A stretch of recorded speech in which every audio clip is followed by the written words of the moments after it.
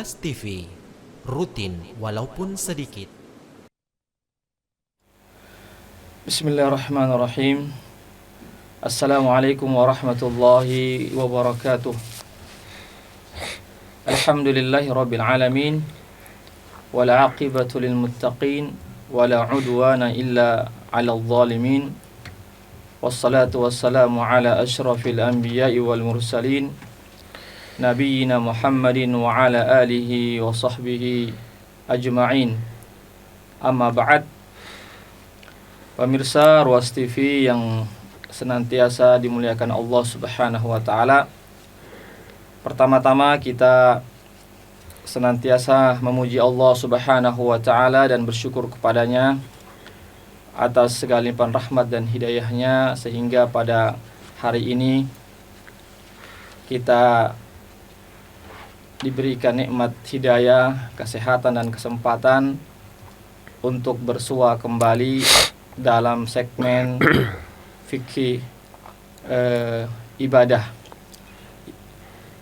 yaitu dari sebuah kajian dari kitab Umdatul Ahkam yang berjudul tentang hukum bersiwak, yang akan dibawakan oleh Ustadz kita, Ustadz Asri LC MA. Salawat dan salam senantiasa kita kirimkan kepada junjungan kita Nabiullah Muhammad sallallahu alaihi wasallam, beserta keluarga dan para sahabatnya, para pengikutnya yang tetap istiqomah, setia, berpegang teguh kepada sunnah-sunnah beliau dan para sahabatnya hingga hari kiamat kelak. Amin ya rabbal alamin. Pemirsa Ruas TV rahimakumullah, sebelum pemateri membawakan materi seputar hukum siwak, kita sapa terlebih dahulu Ustadz kita, Ustadz Asri.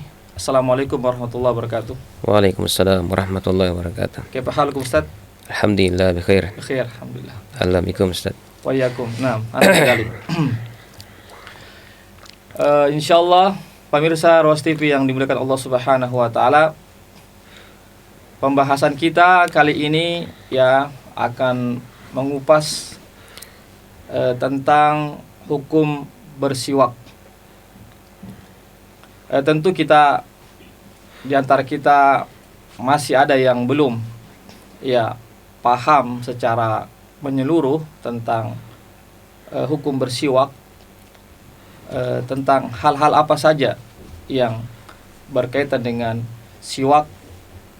Maka insyaallah pada pertemuan kali ini kita akan mendengarkan langsung dari Ustadz kita, Ustadz Asri CMA, yang akan membahas tentang persoalan siwak. Sebelumnya bahwasanya Islam ya datang dengan membawa manfaat atau berbagai kebaikan. Di antaranya adalah dalam Islam kita disunahkan atau dianjurkan untuk berbersih-bersih atau dalam keadaan bersih menghadap Allah Subhanahu wa taala. Di antaranya adalah dengan bersiwak. Kita saja kalau ingin berhadapan dengan atau ingin menghadap kepada seseorang yang kita muliakan ya, atau kepada seorang siapa saja, tentu kita berbersih-bersih dengan penampilan yang baik. Begitupun juga apalagi tatkala kita berhadapan dengan Allah, ingin bertemu dengan Allah, maka kita lebih untuk ya dalam keadaan bersih, dalam keadaan suci. Di antaranya adalah bersiwak, sebagaimana sabda Rasulullah, sebagaimana perintah atau anjuran dari Rasulullah Sallallahu Alaihi Wasallam. Oleh karena itulah kami mengharapkan kita menyimak lebih lanjut tentang hukum seputar siwak. Kepada Ustadz Al-Asri kami persilahkan. Baik. Jazakumullah khairan. Ustaz Roni hafizahumullah taala. Bismillahirrahmanirrahim. Alhamdulillahirabbil alamin. Wassalatu wassalamu ala nabiyyina wa habibina wa qudwatina Muhammadin sallallahu alaihi wasallam wa ala alihi wa sahbihi wa man tabi'ahum bi ihsanin ila yaumiddin, amma ba'd. Pemirsa Ruas TV yang insyaallah dimuliakan oleh Allah Subhanahu wa taala. Alhamdulillah, kembali kita sama-sama untuk memperbanyak memuji dan bersyukur kepada Allah Subhanahu wa taala yang masih memberikan kepada kita begitu banyak nikmat-nikmatnya sehingga kita masih bisa bersua kembali dalam suasana ilmiah yang tentunya kita niatkan semata-mata untuk menambah wawasan keilmuan kita tentang agama kita dan demi untuk mencapai ridha Allah Subhanahu wa taala. Kemudian salawat dan salam juga senantiasa kita kirimkan dan haturkan kepada Nabi kita Rasulullah Muhammad sallallahu alaihi wasallam, kepada para sahabat yang mulia, para tabi'in dan atba'ut tabi'in, serta orang-orang yang senantiasa berupaya untuk meniti jalan mereka dengan baik sampai hari kiamat. Pemirsa sekalian, insyaallah pada kesempatan ini ya, kita akan lanjutkan kajian kita dalam kajian kitab Umdatul Ahkam min Kalam Khairil Anam yang ditulis atau disusun oleh Ibnu Qudamah Al-Maqdisi rahimahullahu taala.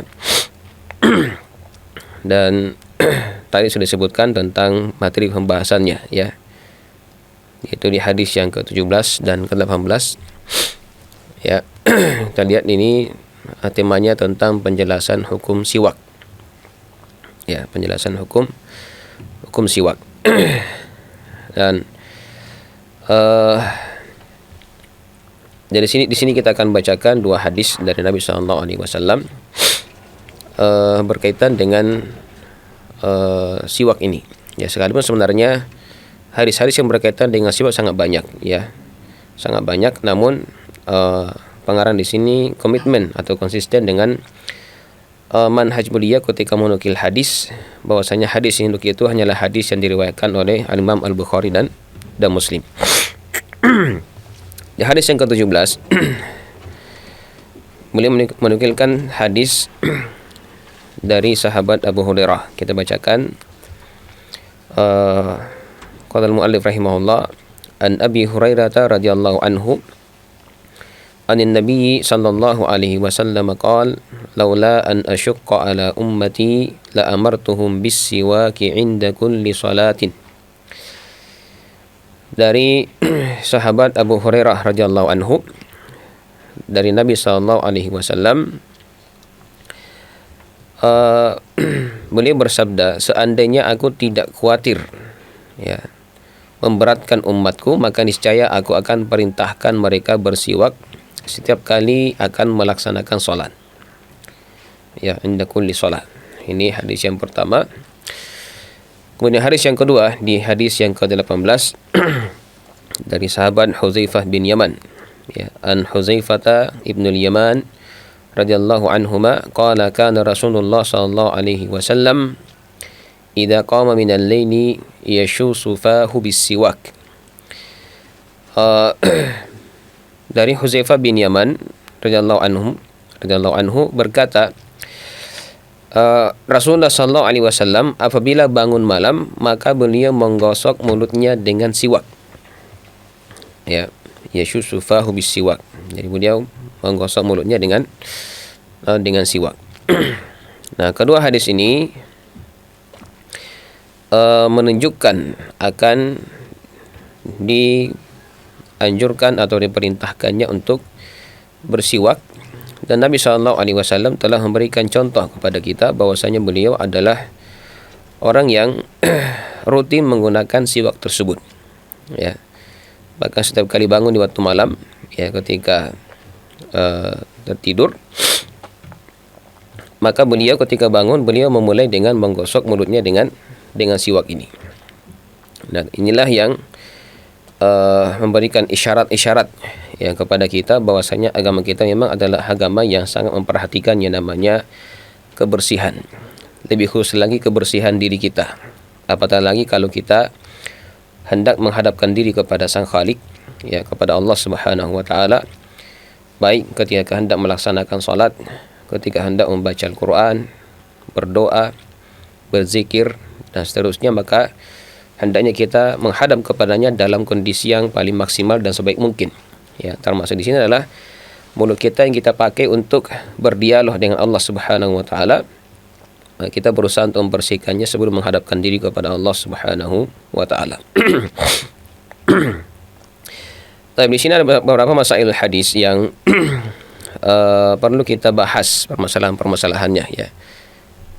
Ya, sekalipun ini tidak mencakup semua hukum-hukum siwak, tapi kita bisa bahas beberapa hal yang berkaitan dengan hadis ini. Yang pertama, apakah siwak itu? Ya, apa dimaksud dengan siwak?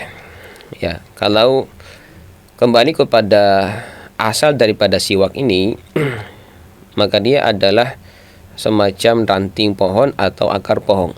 Akar pohon yang pada zaman Nabi SAW itu biasanya diambil dari sebuah pohon yang namanya pohon arak. Ya, pohon arak yang diambil kemudian dipotong sesuai dengan kebutuhan, dan ujungnya itu biasa dilumatkan. Ya, dilumatkan.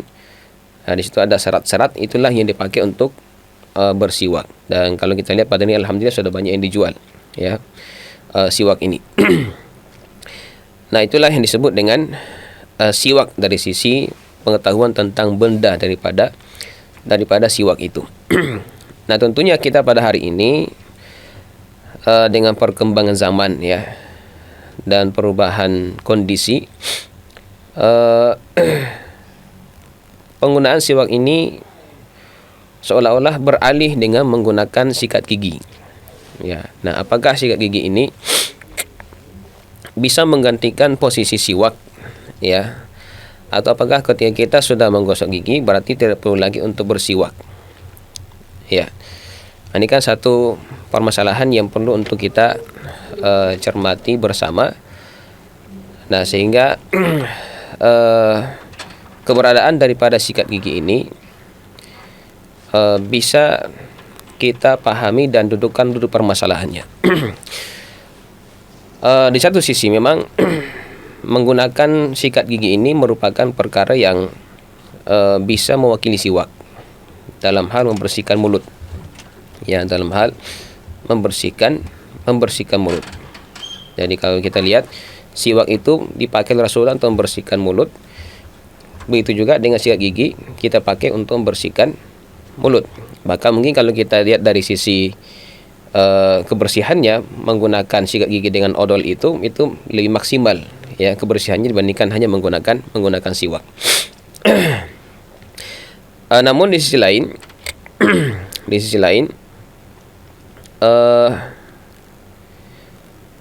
sikat gigi ini itu agak susah untuk menggantikan posisi daripada siwak. Nah, nanti kita sebutkan di sini di poin yang ketiga, ya. Ini yang menjadi pembeda antara siwak itu dengan menggosok gigi. Apakah bersiwak itu dianjurkan setiap saat? Ya. Nah, disebutkan dalam hadis bahwasanya karena Rasulullah sallallahu alaihi wasallam yastaku fi kulli ahyani. Rasulullah sallallahu alaihi wasallam itu rajin bersiwak dalam setiap kondisinya, dalam setiap keadaannya, dalam setiap kesempatannya. Di artinya Rasulullah bersiwak itu ya mungkin dalam satu hari itu bisa dihitung berapa kali, ya. Sementara kalau kita gosok gigi, ya paling kita gosok gigi 2 kali atau paling banyak 3 kali, ya, 3 kali. Kecuali kalau mau bersiwak misalnya setiap waktu menggosok gigi setiap waktu sholat, ya, tapi kan itu biasanya memberikan mudarat, ya, apalagi kalau setiap gosok gigi itu pakai odol, ya. Nah, itu kadang sebagian anjuran daripada dokter itu kalau kita terlalu sering gosok gigi itu bisa merusak email daripada gigi. Nah, itu berarti dalam hal ini ada batasan-batasan yang telah diberikan. Kenapa? Karena ya memang ketika menggunakan odol atau pasta gigi itu kan ada yang namanya zat kimianya.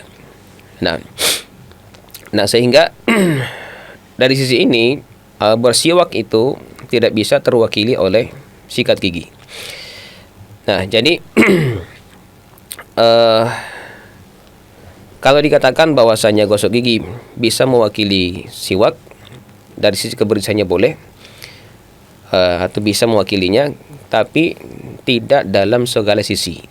Apalagi dari sisi kesunahan daripada bersiwak itu memang jelas ya, dalam agama kita ditunjukkan bahwasanya Rasulullah SAW ya bersiwak dalam setiap kesempatannya ya, sekalipun tujuannya sama ya, tujuannya sama, yaitu sama-sama membersihkan mulut. Kemudian yang kedua, apa hukum daripada bersiwak? Apa hukumnya bersiwak tersebut? Dari hadis tadi kita simak dari sabda Rasulullah SAW, laula an asyqa ala ummati la amartuhum bis-siwak inda kulli shalah. Seandainya bukan karena khawatir memberatkan umatku, maka saya pasti akan memerintahkan kepada mereka untuk bersiwak setiap kali hendak melaksanakan salat. Artinya Rasul akan mewajibkan siwak itu kepada umatnya seandainya Rasulullah tidak merasa khawatir memberatkan. Nah, sehingga dari hadis ini dipaham bahwasanya karena Rasulullah khawatir memberatkan umatnya, maka beliau tidak mewajibkan siwak itu kepada umatnya, sehingga hukum siwak itu menjadi sunnah ya, dia perkara yang disunnahkan dalam agama kita. Nah, yang ketiga, apakah bersiwak dianjurkan setiap saat? Nah, kita tadi sebutkan hadis tadi bahwasanya memang dianjurkan ya, dianjurkan. Bahkan kalau kita menggabungkan semua hadis-hadis kebiasaan Nabi SAW ketika bersiwak, maka ya hampir setiap momen, setiap kondisi yang beliau alami itu beliau bersiwak. Ya, mulai dari bangun tidur, setiap bangun tidur di malam hari seperti yang hadis yang kedua tadi, setiap terbangun dari tidurnya maka Rasulullah langsung bersiwak. Ya, ketika hendak melaksanakan salat malam, salat tahajud, beliau bersiwak. Ketika beliau bangun untuk berwudu, beliau bersiwak dulu. Ya, ketika hendak melaksanakan salat wajib, beliau bersiwak lagi. Ya, nah begitu seterusnya. Begitu juga ketika beliau selesai makan, bersiwak. Ya, beliau ketika hendak masuk rumah, beliau bersiwak. Ya. Ini banyak kondisi-kondisi yang diriwayatkan dari beliau yang menunjukkan bahwasanya memang beliau banyak membersihkan mulut ya, banyak membersihkan mulut. Kemudian apakah bersiwak dengan tangan kanan atau tangan kiri? Nah, juga termasuk perkara yang dibahas oleh para ulama kita. Ya, di antara mereka ada yang mengatakan bersiwak dengan tangan kanan, ada yang mengatakan bersiwak dengan menggunakan tangan kiri. Ya, kenapa berbeda pendapat? Karena di satu sisi siwak ini merupakan sunnah. Dan kalau dikatakan sunnah berarti aktivitasnya itu dengan menggunakan anggota badan yang sebelah kanan didahulukan daripada yang kiri. Maka ketika bersiwak mengatakan karena dia sunnah, maka kita menggunakan siwak itu dengan menggunakan tangan kanan. Kemudian adapun ulama yang mengatakan menggunakan tangan kiri karena siwak itu dalam rangka membersihkan yang kotor. Ya, sementara dalam bab pembahasan tentang taharah, tata cara bersuci dalam agama kita, bisa dikatakan bahwasanya semua perkara-perkara yang disyariatkan dalam agama kita yang berkaitan dengan membersihkan kotoran itu menggunakan anggota badan yang sebelah kiri. Ya. Jadi tadi seperti paling pertama tadi itu kan yang menggunakan tangan kanan, dia kiaskan seperti orang masuk masjid, ya kan kebaikan, ya. Sementara yang kedua ini mengkiaskan seperti orang yang masuk ke dalam WC misalnya, atau beristinja dengan menggunakan tangan kiri. Nah itu, nah inilah yang menjadi perbedaan pendapat di antara keduanya. Nah sebenarnya kalau kita mau lebih detail lagi dari sisi pandangan masing-masing ya. Kalau kita bersiwak memang meniatkan untuk membersihkan mulut, dan misalnya bisa makan memang ya, atau bangun tidur, sehingga membuat bau mulut itu berubah ya menjadi tidak sedap. Maka di sini kita memakai tangan kiri karena kita meniatkan untuk membersihkan tangan kiri. Tapi kalau dari sisi lain hanya sekedar untuk meniatkan untuk mengikuti sunnah Nabi SAW sekalipun tidak berubah bau mulutnya, maka itu dianjurkan untuk menggunakan tangan kanan. Nah, sehingga kalau kita pun kaitkan dengan menggosok gigi tadi dengan sikat gigi, maka sebaiknya kita menggunakan tangan kiri menggosok gigi, ya. Kenapa? Karena menggosok gigi itu kita bersihkan mulut kita dengan niat untuk membersihkan dari kotoran-kotoran yang menempel pada gigi kita. Karena gosok gigi ini tidak kita kerjakan setiap saat, ya, dia waktunya terbatas. Kemudian yang kelima, apa hukum asal perintah? Ini sekali berkaitan dengan masalah usul fikih, ya. Tapi dalam hadis ini disinggung oleh Rasulullah SAW, la amartuhum bisiwak, maka saya perintahkan kepada mereka untuk bersiwak, ya. Nah, sementara kata para ulama, ya, hukum asal perintah itu adalah menunjukkan kewajiban, ya. Al aslu fil amri al wujub atau yaqtadi al wujub, ya. Hukum asal dalam perintah itu adalah menunjukkan kewajiban.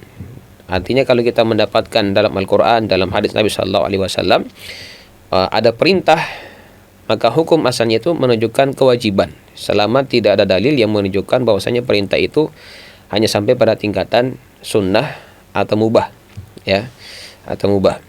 Nah, dalam hadis ini Rasulullah SAW sekali lagi sebenarnya ingin memerintahkan siwak itu yang menunjukkan akan wajibnya siwak. Namun karena ada unsur kekhawatiran dari beliau, maka beliau tidak jadi memerintahkan dalam artian mewajibkan siwak itu kepada umatnya. Nah, jadi perintah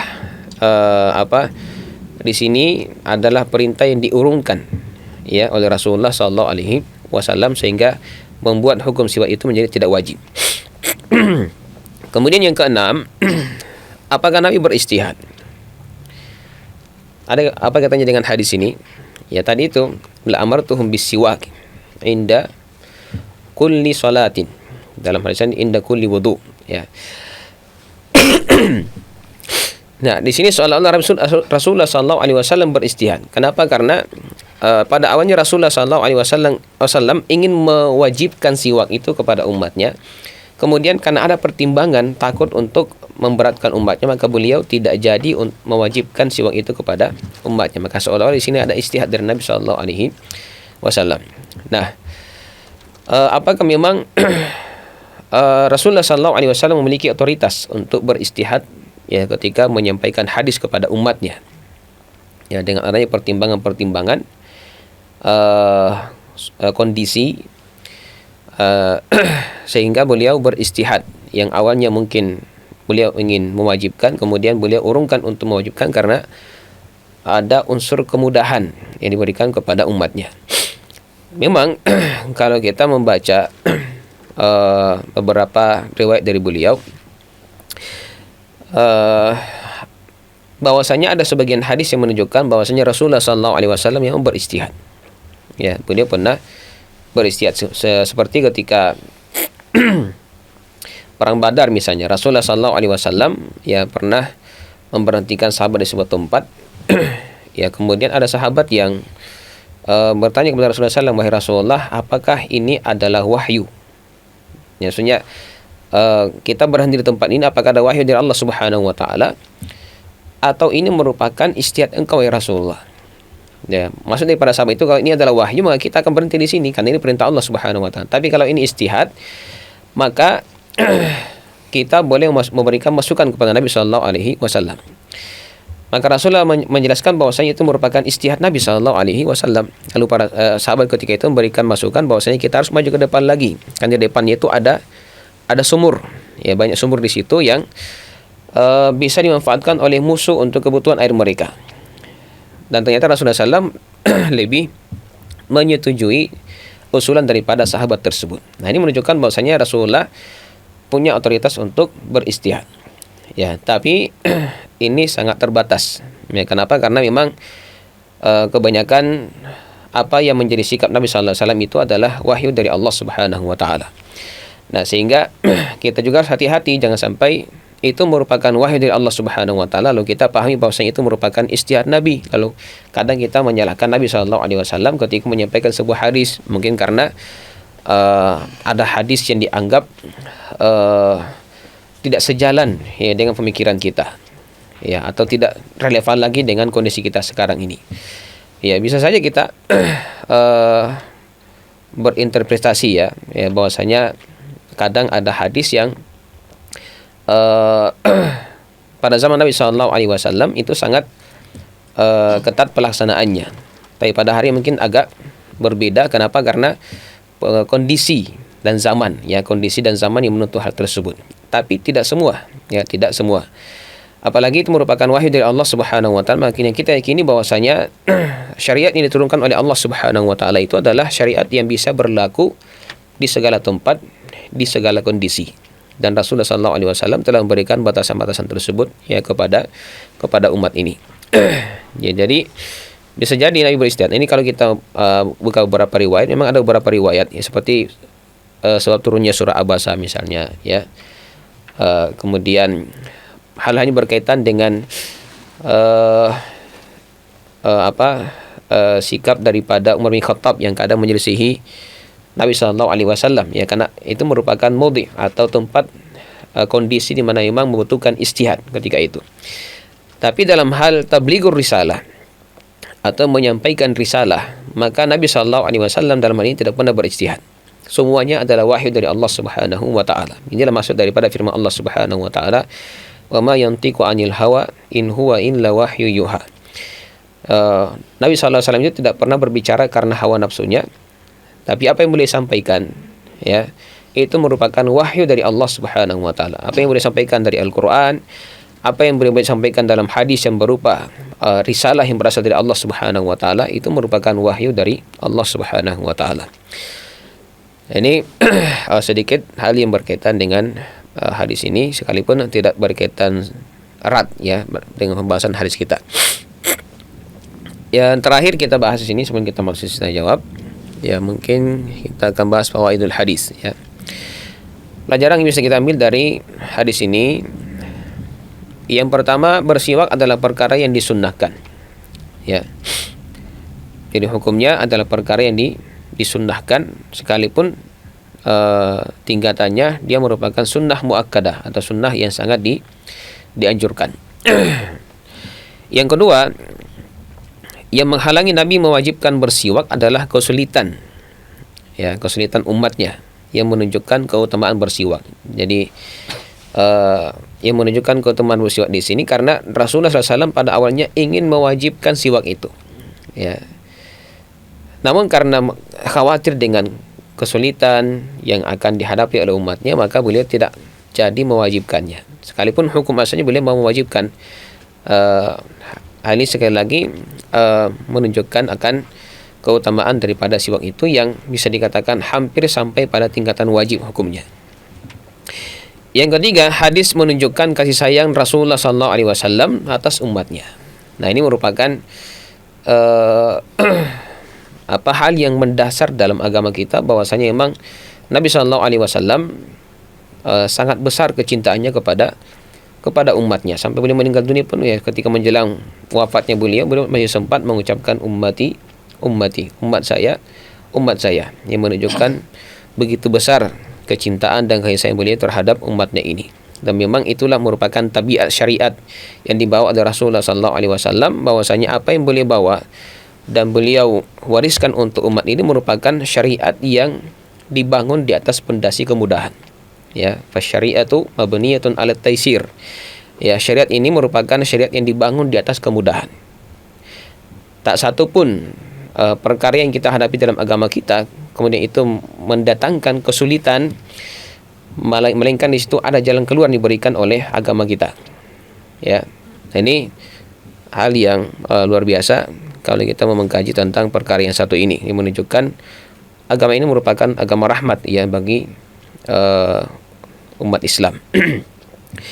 Kemudian yang keempat, disunnahkan atas kita dalam setiap amalan yang mendekatkan kita kepada Allah, hendaknya dalam keadaan bersih, suci, dan dalam keadaan seindah-indah penampilan. Ini tadi sudah dibahas ya sebelumnya bahwasanya uh, uh, apa tadi disebutkan oleh Ustaz kita Seroni, ya kalau kita menghadap kepada manusia saja yang kita segani, ya pimpinan kita misalnya, apalagi kalau dikatakan pejabat yang tinggi, presiden misalnya, ya kita akan berusaha untuk tampil dengan seindah-indahnya dan sebersih mungkin, bahkan sewangi mungkin. Ya, bagaimana kalau kita menghadap kepada Sang Khalik, ya Malikul Muluk, ya rajanya para raja, maka tentunya kita ada istishar, ya ada semacam perasaan dalam hati kita untuk memiliki sikap yang lebih mengagungkan, ya daripada mengagungkan makhluk. Tentunya kita mengatakan bahwasanya Allah Subhanahu wa taala sungguh lebih pantas untuk kita agungkan, sehingga kita ketika mempersiapkan diri untuk menghadap kepadanya, maka kita berada dalam kondisi yang sangat bersih, sangat suci, ya, dan seindah-indah penampilan. Kemudian yang kelima, indahnya agama Islam dan syariatnya, padanya kemudahan tanpa ada kesulitan dan memberatkan untuk diamalkan. Ini sekali lagi tadi bahwasanya tabiat daripada syariat kita itu dibangun di atas kemudahan. Tapi bukan berarti bahwasanya kita boleh untuk memudah-mudahkan, ya, memudah-mudahkan syariat kita. Artinya ketika, karena ada juga orang yang sudah diberikan kemudahan tapi juga mengambil kesempatan untuk memudah-mudahkan agama kita.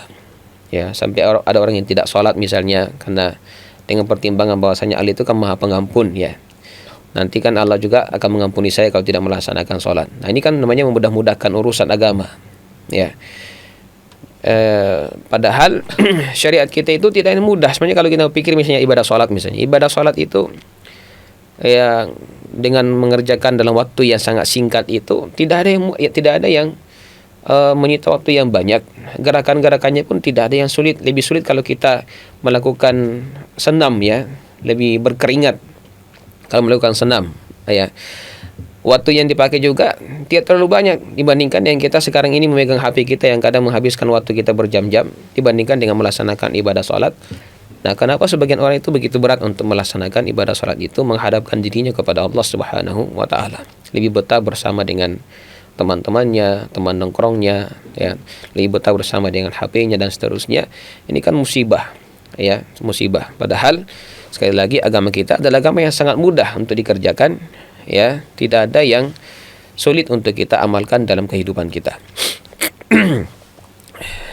Taib, yang ketujuh, sebenarnya yang keenam ini, ya, bukan yang ketujuh. Disunahkan bersiwak ketika bangun tidur malam. Ini tadi dalam hadis disebutkan oleh Huzaifah, ya, bahwasanya Rasulullah sallallahu alaihi wasallam setiap kali bangun dari tidur di waktu malamnya, maka beliau selalu menggosok giginya dengan siwak. Baik bangunnya untuk berzikir, ya, salat tahajud, ingin ke kamar mandi, makan sahur atau yang lainnya. Ini jelasnya ini merupakan sunnah Nabi sallallahu alaihi wasallam. Ya, apalagi ketika bangun tidur, ya, ini biasanya kondisi mulut kita berubah baunya, ya, berubah baunya. Yang kedelapan, Nabi sallallahu alaihi wasallam sangat menyukai kebersihan dan tidak menyukai bau yang tidak sedap, ya. Nah, ini merupakan fitrah yang ditanamkan oleh Allah Subhanahu wa taala ke dalam dada para nabi, ya, semuanya dahulu. Jadi ada fitrah-fitrah yang diajarkan oleh para nabi yang patut kita contoh dari mereka, ya, salah satunya dengan bersiwak ini, ya, karena dia merupakan salah satu upaya untuk menjaga diri supaya tidak mengeluarkan, atau mulut kita tidak mengeluarkan bau yang kurang sedap. Karena, ya, kalau kita melaksanakan sholat, apalagi sholat berjamaah, ya, mulut kita bau, itu kan akan mengganggu orang yang ada di samping kita, ya. Makanya kan Rasulullah sallallahu alaihi wasallam telah melakukan tindakan preventif, ya, bahwasanya orang yang memiliki bau badan atau bau mulut itu tidak usah datang ke masjid. Dalam hadis yang lain Rasul mengatakan, ya, siapa yang memakan bawang putih atau bawang merah, maka janganlah dia mendekati masjid kami. Maksudnya jangan ikut salat berjamaah, karena itu akan mulutnya mengeluarkan bau yang kurang sedap. Nah, seperti itu. Ya makanya kalau kita kiaskan, ya hendaknya kita dalam perkara-perkara yang bisa mendatangkan bau mulut pun itu dihindari. Ya, sebelum kita melaksanakan sholat, termasuk apa itu makanan seperti makan pete ya, termasuk merokok misalnya ya. Itu kan baunya menyengat. Kalau kita, ya ada banyak orang yang sebelum masuk ke dalam sholat ya merokok dulu. Nah ini adalah sikap yang kurang beradab, karena itu akan mengganggu orang-orang yang ada dalamnya. Dan ternyata bukan hanya orang, ya malaikat pun terganggu, kata Rasulullah SAW. Ya, fa innal malaikata tata'adza kama yata'adza banu Adam. Ya, sesungguhnya para malaikat itu juga akan merasa risih, merasa terganggu sebagaimana terganggunya anak Adam. Ya. Ya. Nah, ini hal yang perlu untuk kita sadari, ya, berkaitan dengan menghadapkan diri kepada Allah dalam kondisi yang sebaik mungkin. Yang terakhir, di sini sebutkan di antara fawaid hadis ini, di antara faedah bersiwak adalah sebagaimana disebutkan oleh Al-Imam Ibnu Qayyim rahimahullahu taala. Beliau pernah berkata di dalam kitab beliau Tibbun Nabawi, juga dalam Zadul Ma'ad, menjadikan bau mulut wangi. Ini fungsi atau manfaat dari bersiwak ya. Jadi bersiwak itu menjadikan bau mulut wangi, menguatkan gusi, menghilangkan lendir, menerangkan pandangan mata, menghilangkan warna kulit pada warna kuning ya pada gigi, menyehatkan lambung, menyeringkan suara, membantu pencernaan makanan ya, melancarkan aliran suara, memotivasi untuk membaca Al-Quran atau zikir ya, berzikir dan salat, mengusir rasa kantuk, diridhai Allah, disenangi malaikat, dan menambah amal kebaikan. Ini sangat banyak boleh sebutkan ya manfaat daripada bersiwak ini. Jadi intinya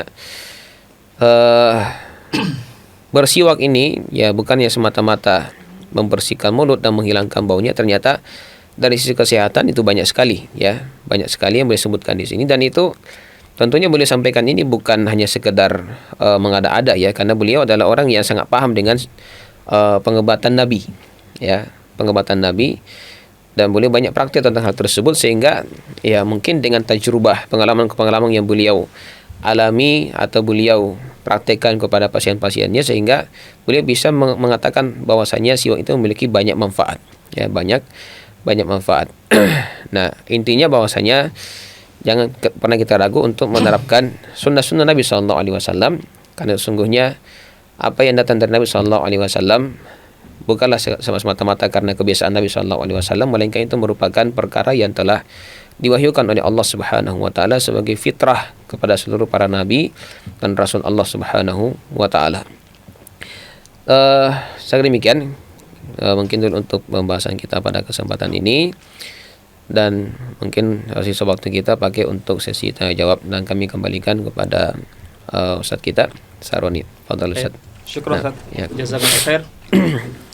Pemirsa Ruas TV yang dimuliakan Allah Subhanahu wa taala, ya sangat menarik ya pembahasan yang tadi sudah dipaparkan oleh Ustaz kita, Ustaz Asri LCMA, terkait hukum siwak.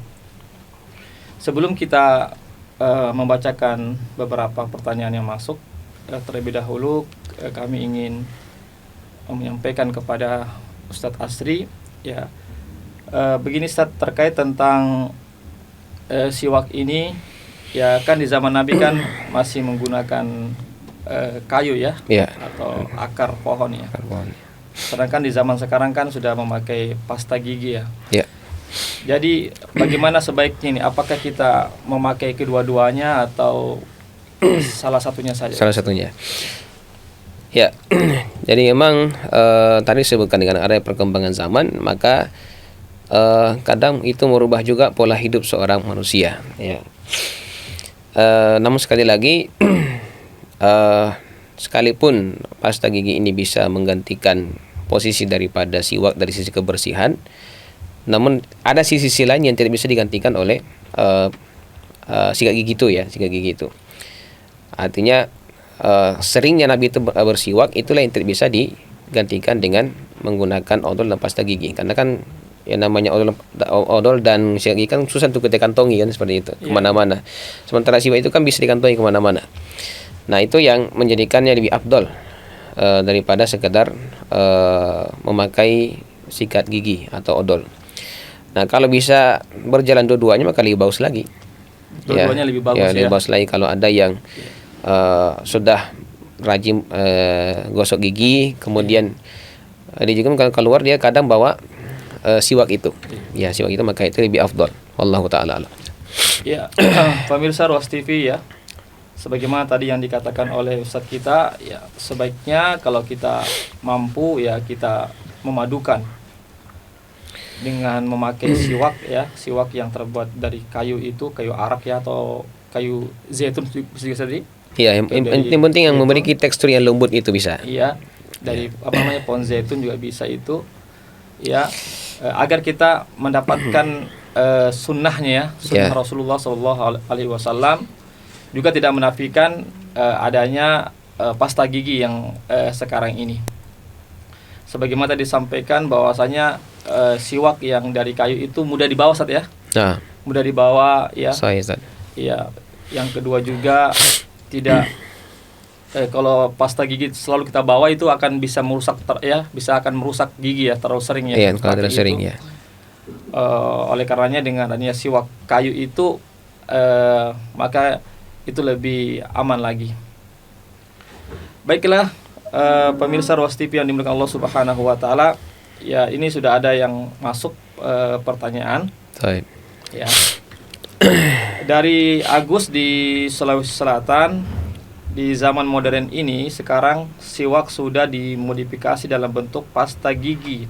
Ya. Apakah sunnahnya tetap didapatkan ataukah harus siwak yang masih kayu asli tersebut Ustadz? Baik. Ya, jadi memang kalau kita lihat sudah ada beberapa perusahaan yang meracik pasta gigi itu dengan aroma siwak. Ini mungkin masuk pertanyaan Ustaz. Iya. Ya. Dalam artian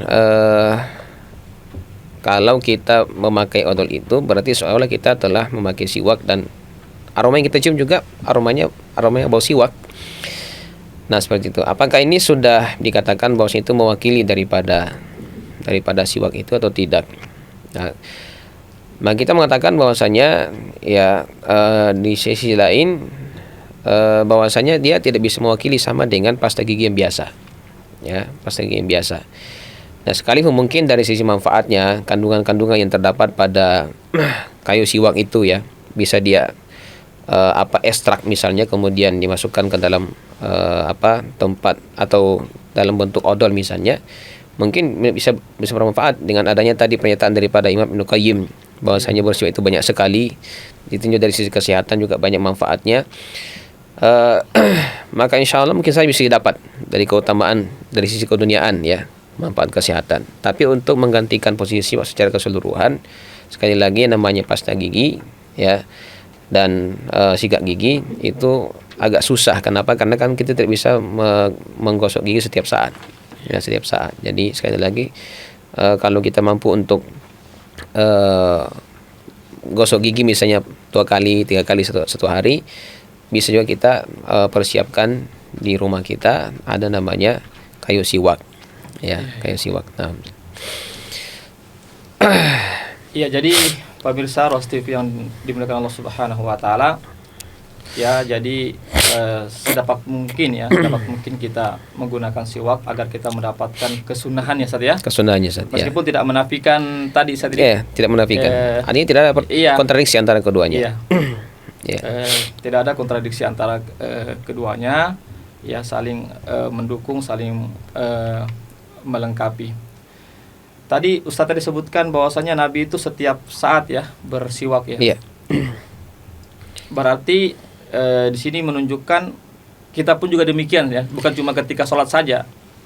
Iya, bukan cuma ketika sholat saja atau ketika bangun dari tahajud ya, tapi karena ada hadis lain bahwasanya Nabi itu bersiwak setiap saat.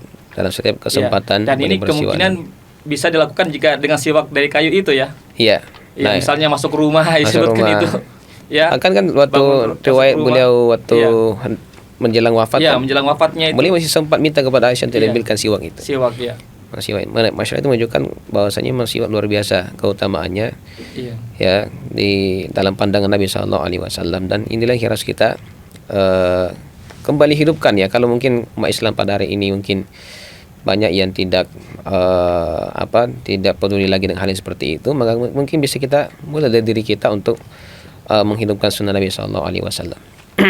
Nah, Iya, pemirsa Ruas TV yang dimuliakan Allah Subhanahu wa taala, ya marilah kita mencoba ya untuk membiasakan ya diri kita Nah. dengan menggunakan siwak yang dari kayu arak atau dari pohon zaitun itu. Ya, jangan sampai kita melupakan sama sekali ya. Iya. Ya, silahkan kita memakai yang sekarang ini yang meskipun pasta giginya yang sudah siwak ya namanya ya. ya. Ya, pasta gigi yang sudah ada kandungan siwaknya, tapi alangkah baiknya kalau tetap kita memakai siwak itu. Apalagi kan sekarang mudah didapatkan Ustaz ya. Udah, alhamdulillah sekarang Iya, banyak dan toko-toko harganya juga herbal. tidak terlalu mahal ya. Iya, lebih relatif murah dibandingkan dengan Gitu. kita beli sikat gigi itu kan Iya. lumayan harganya juga. Iya. Kalau siwak insya Allah murah, tidak masalah, tidak terlalu yang membebani kita kalau Iya. kita beli insya Allah. Bahkan saya juga pernah lihat itu para masyayikh itu biasa ketika mau sholat, mau takbir itu biasa dia keluarkan siwaknya itu. Ketika mau takbir atau ihram dia keluarkan Iya. siwaknya baru dia pakai Dia itu ya. nah, Itu kan pernah dimaksud dengan hadis Nabi ya. Ya, dan itu kan Indah kulis sholah. Ya, indah kulis sholah. Jadi ada indah kulis sholah, ada indah kuli Indah wudu. kuli wudu, Setiap wudu, mau ya. berwudu, setiap mau sholat. Nah, itu kan di satu sisi siwak itu lebih simpel sebenarnya Iya. dan lebih cepat. Iya. Hanya lebih instan ya, Iya. lebih instan dibandingkan yang gosok gigi. Gosok gigi kan butuh waktu. Butuh waktu. Ya, butuh waktu. Mungkin ya sekitar 3 menit atau 5 menit ya baru selesai. Tapi kalau siwak kan tidak sampai 1 menit. Betul. Paling setengah menit selesai. Ya, sudah langsung bisa langsung beraktivitas dengan aktivitas yang lain. Nah, Artinya Ustaz, dengan bersiwak dari kayu itu kita mendapatkan 2 manfaat ya. iya. Pertama, kita mengikuti sunnah Rasulullah ya, mendapatkan pahala. Yang Ada. kedua, juga menghilangkan bau mulut ya, Iya. atau kotoran-kotoran yang ada di mulut kita itu ya. Nah, itulah makna daripada sabda Nabi Sallallahu Alaihi Wasallam bahwasanya siwak itu matharatun lil fam wa mardatun lirab. Jadi Iya, dia iya, merupakan siwak bisa membersihkan mulut dan dia diridhai oleh Allah Subhanahu wa taala. Karena kita mengikuti sunnah Nabi Sallallahu Alaihi Berarti Wasallam. termasuk juga dalam perkara ibadah ini ya. Boleh kita katakan dari Iya. ibadah. Dia merupakan Artinya mendapatkan secara umum pahala ya, secara tatkala umum. kita mengerjakan. Kalau kita meniatkan mengikuti sunnah Nabi, insyaallah Ustaz, kita mendapatkan pahala mengikuti sunnah Nabi Sallallahu Alaihi Wasallam. Ya, pemirsa sekalian ya. Jadi yakin dan yakinlah bahwasanya kalau kita mengikuti sunnah Nabi, maka kita pasti mendapatkan pahala. Ya, jadi bersiwak itu bukan cuma sekedar membersihkan ya, tapi kita mengikuti sunnah Rasulullah SAW, ya, tentu kita akan mendapatkan pahala. Bahkan Allah meridhoi kita, sebagaimana tadi disebutkan dalam hadis Insyaallah. Nabi, as-siwaku itu matharatun lil fam wa mardatun lirabb, membersihkan mulut dan juga mendatangkan keridhaan Allah Subhanahu wa taala. Ini masih ada lagi pertanyaan dari saudara Anjas di Kebumen. Baik. Afwan Ustadz, kami pernah mendengar bahwa ada waktu yang makruh untuk bersiwak. Apakah benar itu Ustadz? Baik. Waktu yang makruh untuk bersiwak memang ada penjelasan ulama kita dalam mazhab Syafi'i. Imam Syafi'i itu memakruhkan untuk bersiwak ketika bulan Ramadan atau kalau kita melaksanakan ibadah puasa kalau sudah melewati pertengahan siang ya. Artinya sudah masuk waktu zuhur, maka beliau memakruhkan untuk bersiwak. Apa landasannya? Yang disebutkan dalam hadis Rasulullah sallallahu alaihi wasallam, beliau bersabda, "Wala khalufu famis shaimi atyabu indallahi min rihil misk." Ya, sungguh bau mulutnya orang yang berpuasa itu lebih harum di sisi Allah daripada minyak kasturi. Nah, dari orang yang berpuasa itu kalau dia mengeluarkan bau dari mulutnya, ya sekalipun mungkin dari pandangan manusia atau dari sisi tanggapan manusia itu bau, ya, tapi di sisi Allah karena dia melaksanakan ibadah, maka apa yang keluar itu lebih harum daripada misk atau minyak kasturi. Ini sama dengan darah para syuhada, ya, para syuhada, ya, darah yang keluar itu nanti pada hari kiamat akan mengeluarkan bau sama dengan baunya minyak kasturi. Ya.